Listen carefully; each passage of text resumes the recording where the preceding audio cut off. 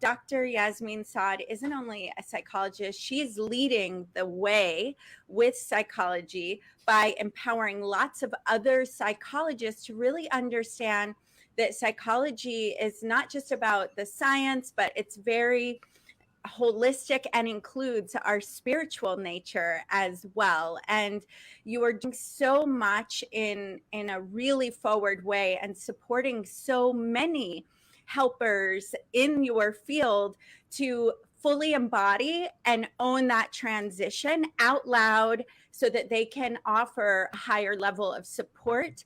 And you and your team of psychologists that you train, you get results really fast. It's like gone are the days of, lifetimes of sessions. You're really making incredible moves in this field, and it is so awesome to have you in our circle. We're with you in many spaces, and to watch the world embrace what you're doing. Like Barbie said, you've been on billboards, you're always in the media, and you're leading the way in our mental and emotional health, which is so important. The whole world, we know that, and that begins with the brain. So before I remove myself so that we can hear from you, is there anything you want to say back to me before I disappear?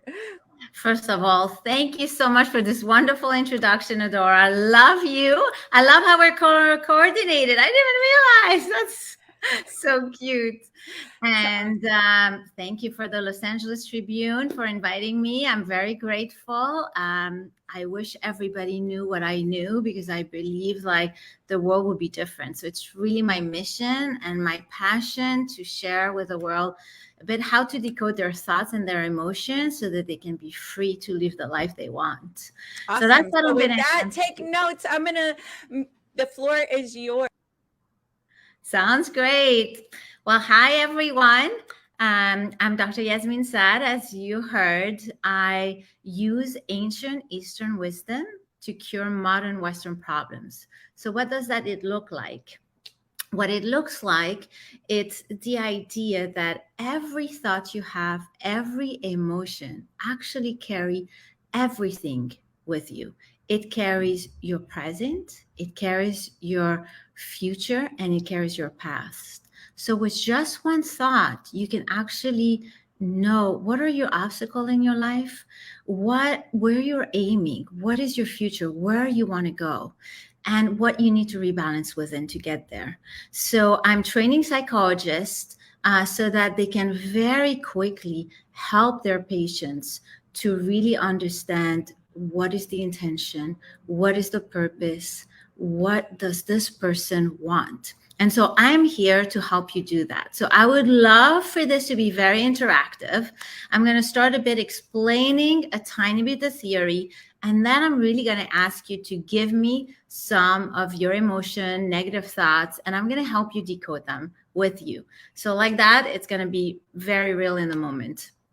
So the first thing I want everybody to know is we all have relationship issues with our thoughts. So what do I mean by that? I mean your thoughts and your emotions. So I'm going to use thoughts because it also applies to emotion, and it's a bit too long if I use both words. So everything I say, you can apply to emotions too. So I'm going to just talk about thought for this presentation. So every thought you have has an inner message for you.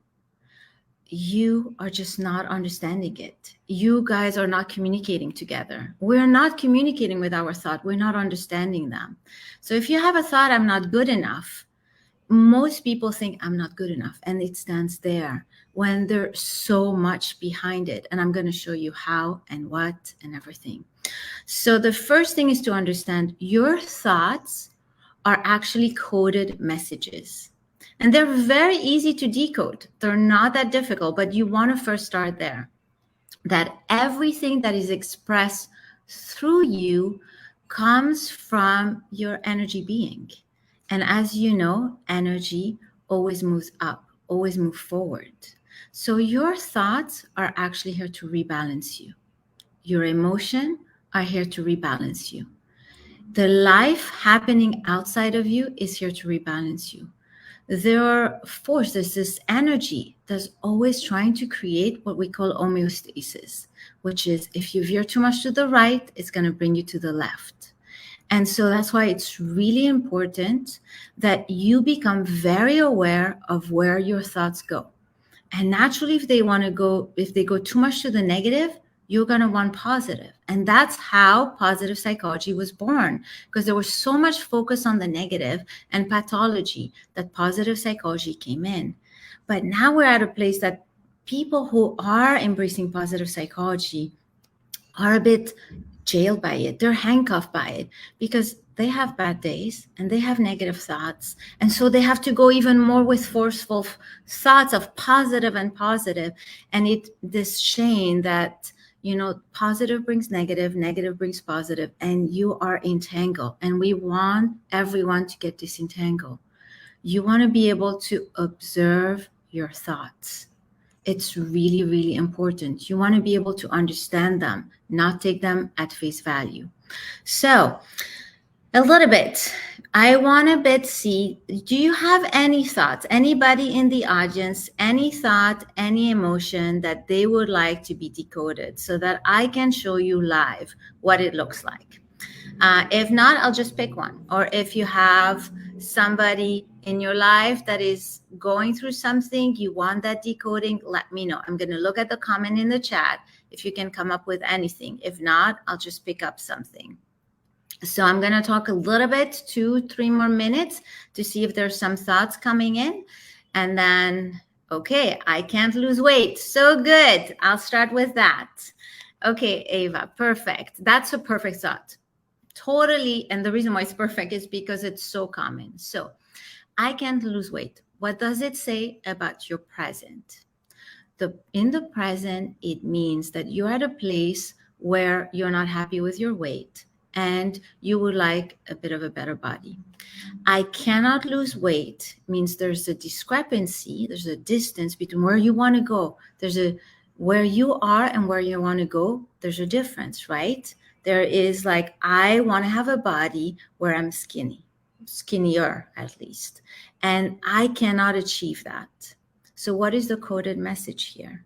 The coded message here is there's something that you're missing within yourself, either a knowledge, an ability, an aptitude to get you where you want with your goal. The other piece, I cannot lose weight. What does it say? It says that, you want to lose weight and you're using a negative. So you are focusing all your attention on what you cannot do. Now, you want to lose that weight. So why would you do that? Well, you do that because something that is negative motivates more than something that is positive. I'm going to give you an example. If I want to teach my child not to put her hand in the fire, I'm going to talk to her about it, explain it to her. She won't put her hand in the fire. But, that will not leave an imprint as deep as if she were to somehow put her hand in the fire. Now, I don't recommend you put your hand in the fire, but I'm just using this as an example that this thing that hurt leave an imprint and you will never, ever do them again. So our mind does the same thing. Our mind translates an issue into a problem and we focus on the problem because that problem will give you a kick in the butt. So you will go to the negative. Instead of looking at all the things that you have to help you lose weight, you're going to look at all the negative because you want that motivation. Now, unfortunately, what happens with most of us is that you end up believing the negative so closely that the I cannot lose weight, the inner message is you have a desire to lose weight, you're focusing on the negative to get there, and you're focusing on what's missing, what's wrong, what you don't have. So that's one of the message. But what is going to happen to you? You're going to just believe I cannot lose weight. And so you're going to see all the steps that are interfering with your weight loss. You're going to lose the motivation. You're going to end up being a bit defeated because you're going to be one with your thoughts. You're going to be one with that negative thoughts. And so I always say the intention is a kick in the butt to make you move forward, but a kick in the butt makes you move a kick in the ground. And that's the issue with negative thoughts. They're here to motivate us. They have a message for us, but we take them at face value. So with that thought, what do I know? I know that you're someone who will focus on the negative to motivate. So I would want to work, because that's actually an obstacle. I would want to work on looking at the positive, not as a I will not tell you, hey, focus on the positive, because then I'm taking you the other side. I will show you, okay, right now you're focusing on the negative. How come? Has it worked for you? What's going on there? How come you're not noticing the negative? And I want you to notice how come you're not noticing the positive? I want you to notice how often you are not focusing on the positive. That's why I'm not a big it's not my favorite to use positive thoughts or negative thoughts to motivate. My favorite thing is to start with where you are, because where you are tells you where you're going and where you've been. And so it's really important. So I use a bit this basic thought to show you some of it. I'll get another thought. Okay, having an issue starting other project before completing one, then on to the next, then letting the mental sink in and get on focus. Okay, perfect. So I will repeat it. Having an issue starting other projects before completing one. Okay, so what does it say? In the present moment, the way you worded it, right, is you're having an issue. That means you would like to complete a project and see it to fruition, but you're noticing something about yourself and that you're not finishing. So that is more a behavior you're giving me. You're not really giving me a thought, but I'm going to use it as a thought anyhow. And the thought is going to be, I never complete project. Let's say that's the thought you're having, because here it's more behavior, but I never complete a project. Okay. So you have a desire to complete things, to see things to fruition. You are noticing that you have a way of avoiding things. So what you need here is more challenge, because you're always seeking comfort and safety, right? Because not completing is comfort and safety. And so what you're telling us with that thought is that you are uncomfortable with challenges. You are ill-equipped to deal with the adversity that will come, because you see completing a project as something that is a bit more adverse, that can have an impact. Most people would think that completing a task is very positive, but a lot of people feel that completing a task, well, they can be judged on it. Then it really reflects who they are. So it's easier in some way to not complete a task, because nobody can judge you then. So what we know about you is that you seek comfort and you're a bit avoidant of challenge. And what you need in your life is to build this ability to deal with adversity, to deal with challenge. And adversity and challenge, what they are really, it's in your mind, the anticipation that some harm will be coming your way. That's what adversity is. Adversity is, I'm scared that something bad will happen within me or outside of me. So in some way, what you're telling us is you're not very well equipped to deal with something negative. And so we want to see, well, what do you need? There are 3 ways to deal with something negative. One is you need to have some sort of faith. How do you build that faith? So people who are religious, it's very easy. It's already in them. Some people who are spiritual have faith in the universe, also very easy. Some scientists have faith in science. Quantum physics have faith in quantum. So that's very easy. But if you have none of those, where does faith come from? Faith comes from knowing who you are. The moment you say, I am, and you fill the blanks, the blank that you filled it is safety, and it will bring you faith. For example, if I say, I am a psychologist, even if I say I am a good psychologist, suddenly I relax. Like, I'm a good psychologist. I have faith. I can give you anything you need. I'm good at this.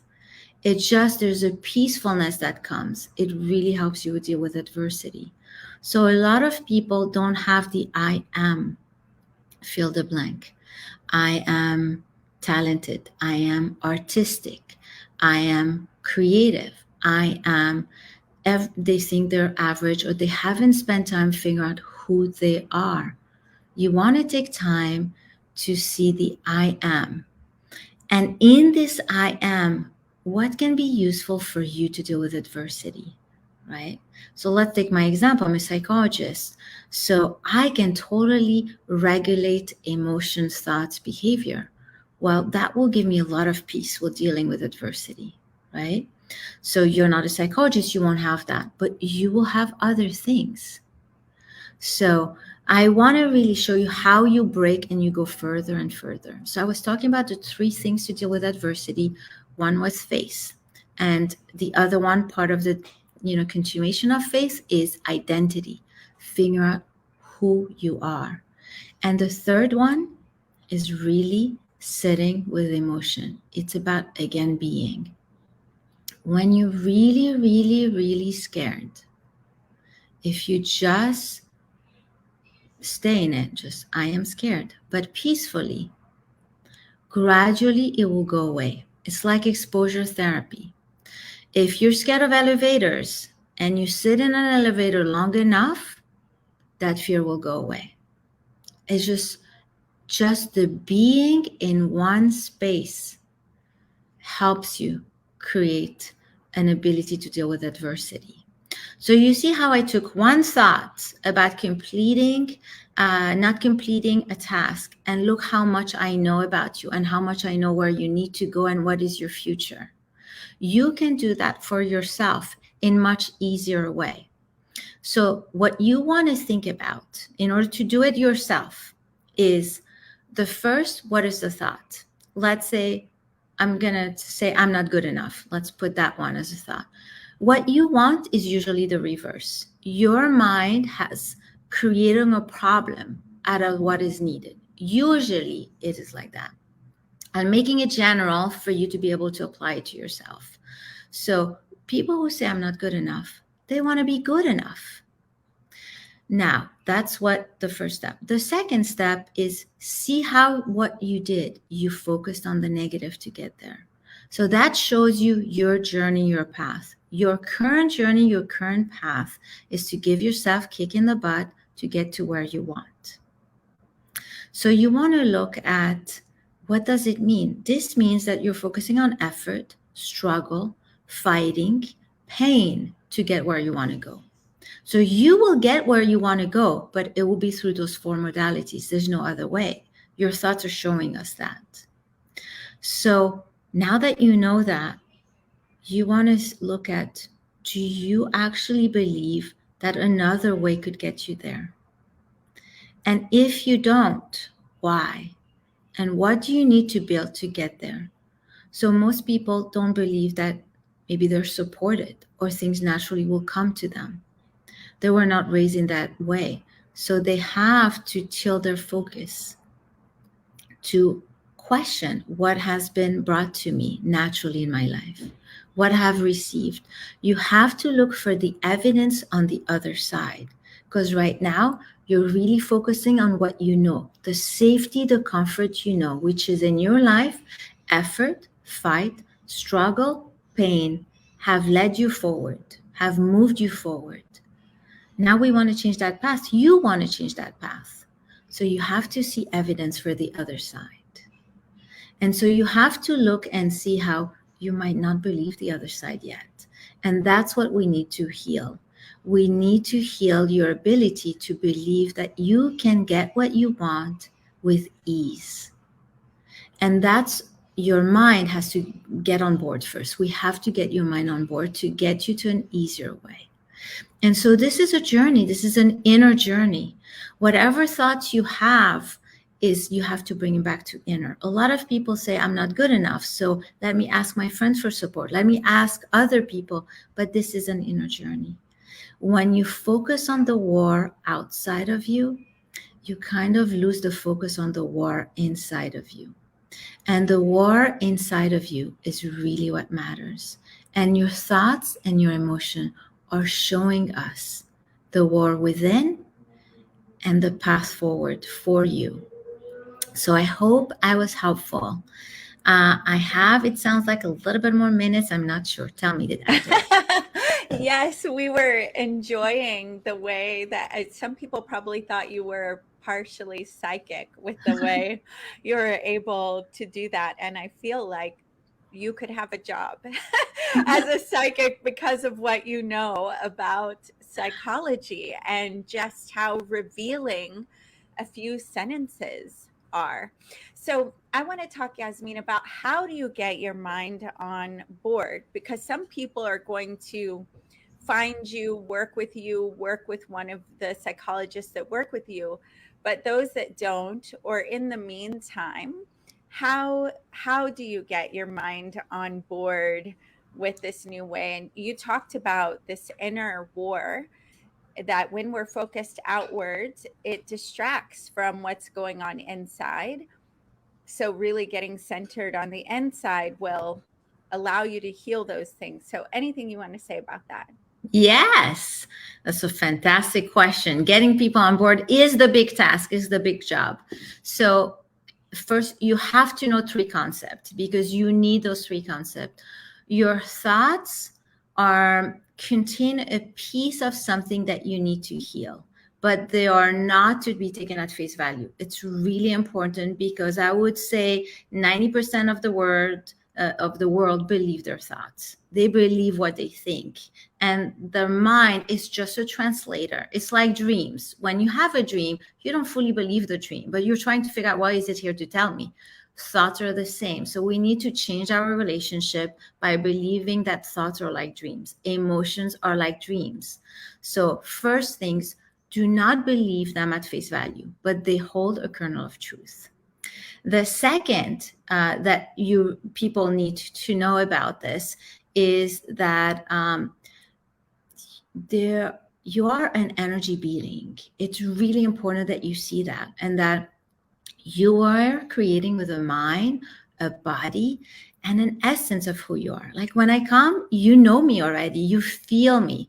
Like we feel Adora, we feel Mo, we feel everyone. We already know. You get the essence of the person right away, intuitively. We have an intuitive sense. And so there is everything within us is always guiding that. You need the body, you need the mind, and you need that intuitive sense about the essence of the person, and all have a function. So the mind has a function of decoding problems within you and outside of you and translating into other problems. That's what it do. It's a decoder of imbalances. And so really understanding that two principles. Third principle, and I will stop soon, is that basically the third principle that you want to know to get your mind on board is you are able to do this very easily. You know, it's like you have to start with your present. I can give people a little guide, but the first step is your thoughts always point to unmet desires. So you can connect to that unmet desire. Your thoughts point to the path. The path is the way you're doing it. Your thoughts carry your past and the obstacle. And so those are the three. So I hope I a bit answered it, how to get your mind on board. But those principles are so important to first, because if you have them, your mind will be on board. Well, that's very powerful, looking at your thoughts and your emotions the way that you look at a dream, that it's not the total truth. It's something trying to point or show you the way.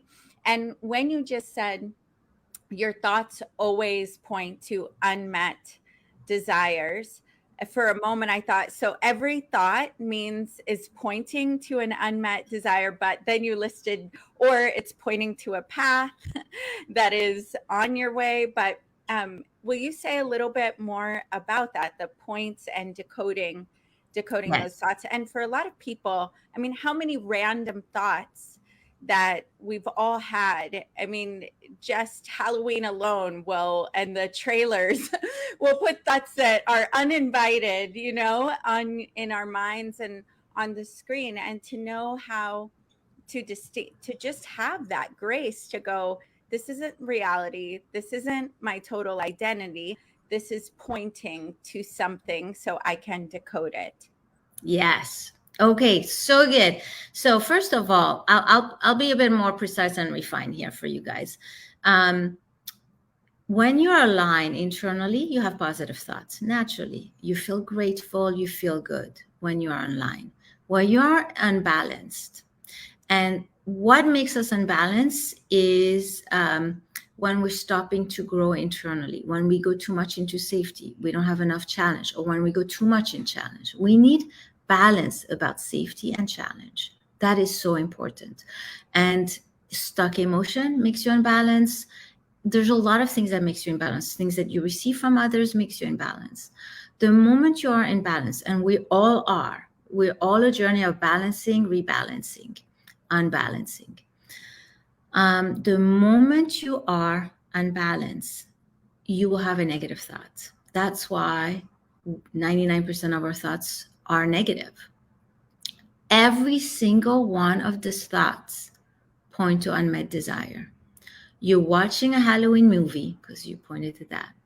You get so scared, an emotion, or you get scary thoughts.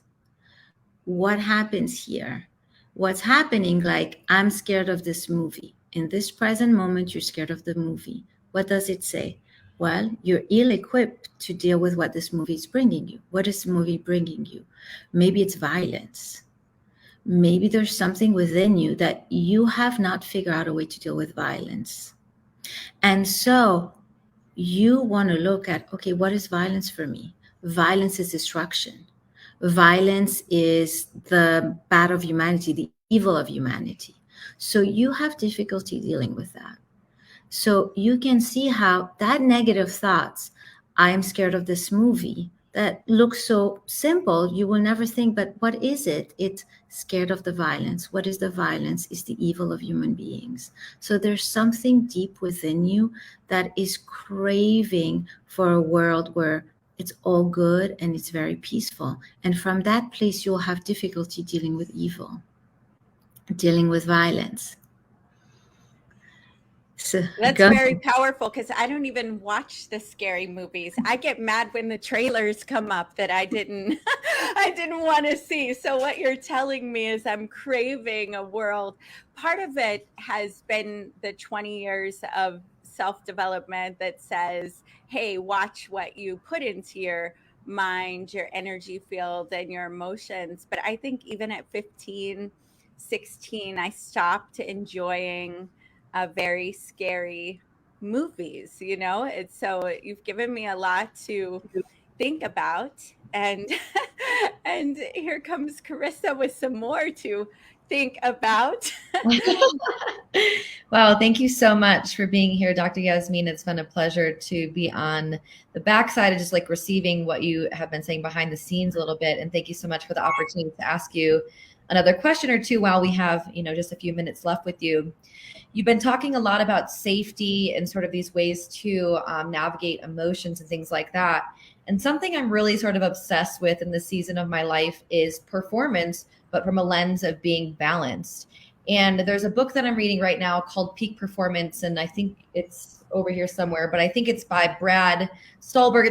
There's a variety of authors that are on it. And one of their equations to performance or like productivity is stress and rest, right? You sort of need both, that you get into burnout when you're stressed out and you don't have a productive, or how they would identify, or like a happy life if you're not also kind of having this positive stress.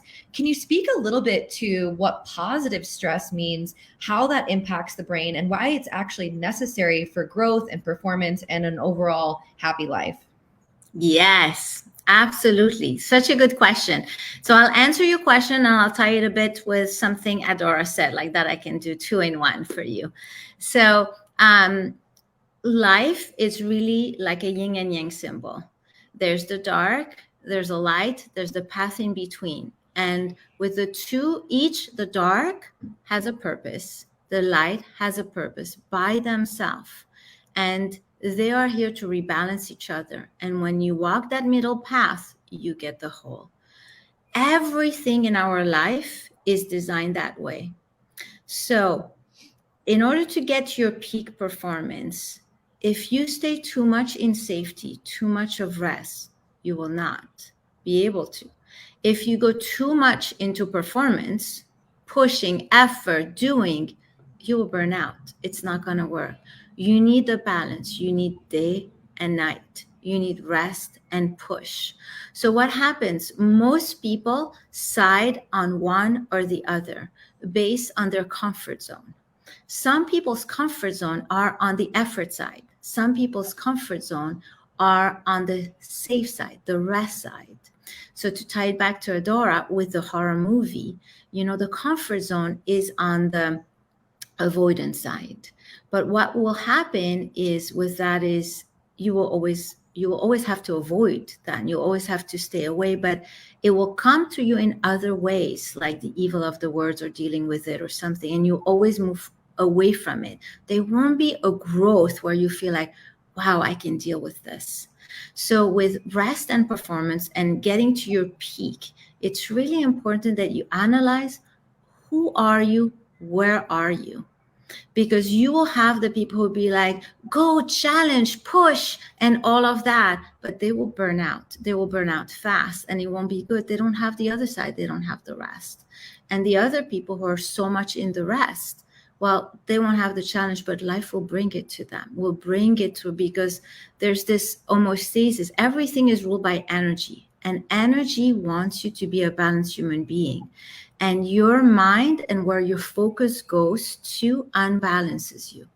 So peak performance, it's really balanced life. Yeah, that was a great answer. Thank you so much for that. And I want to just go a touch deeper, if you're open, is how do we discern when we're on too much of one side or the other? What does that feel like? What are some signs or signals that we can look out for? Particularly, I'm more concerned with burnout. I know a lot of people who are watching shows like this are more developed into personal, or wanting to be in personal development, authors, speakers, writers. So they have more of a tendency to burn out. So I'm curious if you can talk a little bit about maybe some warning signs or some things that we can notice or look out for so we can discern when we're on too much of one side or the other. Because for some people, they might think that they're balanced, but their nervous system might be telling them otherwise, like, no, I'm good. So what does that actually look like from whether it be a mind perspective or physiological perspective, so people can start to notice, okay, I'm a little off balance here. This is maybe when I should be resting or taking better care of myself.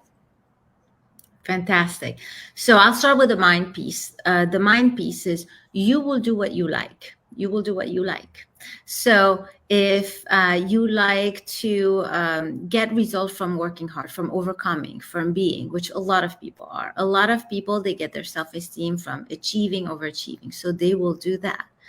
The moment you like something, you have a bit already unbalanced yourself because you're going to already be doing too much of it. It's just the reality. The moment you are doing something you don't like too much, like the people who are actually like, I want to constantly be uncomfortable, because now there's the other side. There's both sides that come. I constantly want to be uncomfortable. Then you're totally unbalancing yourself. The moment there's a like and a dislike, you're about to get burnout in just little further. And we're all so close to it. We all are always so close to burnout, unfortunately, because we all just want to do what we like and we want to avoid what we don't like. It's just the reality. But the best way is to be like, ooh, I'm liking this. Okay, that means there's something within me that is not fulfilled that I need from this. And what is it? And ooh, I'm not liking this. There's something within me that doesn't have the ability to deal with this. So what is it that I need to build within to get there? The moment you ask yourself those questions, you will avoid burnout. Yeah, that's a beautiful answer. And I know burnout a little bit all too well because I've experienced it multiple times. And it's a lot of what the elite professionals that I work with also experience. And something that I share with them is when they start resenting the thing that they love, kind of like how you're talking about when you're like, wow, well, because you like the thing already, you're kind of naturally going to do it more often than not. When you start to resent the thing that you love, whether it be writing or coaching or mentoring or whatever, and you're starting to get upset with your clients and not wanting to show up, I think that's a pretty good telltale sign that you're headed, or if not, in like a deep stage of burnout. Would you agree? Yes, absolutely. So what you described there is so good for my message, which is you like someone, you like something rather, and that resentment comes as an emotion to rebalance you because you were so much into it, it's trying to pull you away. So you see, it's guided within. You think resentment is bad, it's actually here to rebalance you. And it's so good. But at this point, it's too late. The moment you have resentment, it's too late. Yeah, all of these emotions are warning signs or just things for us to look out for. They're signals, you know, they're not bad or good. They're just things to look out for. So thank you so much for the answer. I know we have Mo who's joined us. Well, this has been so powerful. Of course, you're tuning into the Neuroscience Summit 2022. We're alongside Dr. Yasmine Saad, somebody who I have publicly said is one of my favorite teachers in the field of psychology, because she really understands how to take both East and West and bring them together. And I want to check in with Adora, because I know, Adora, you had such an engaging conversation with Dr. Yasmine. I'm curious if you had any final questions or comments you wanted to make here before we move on. Please, Adora Evans.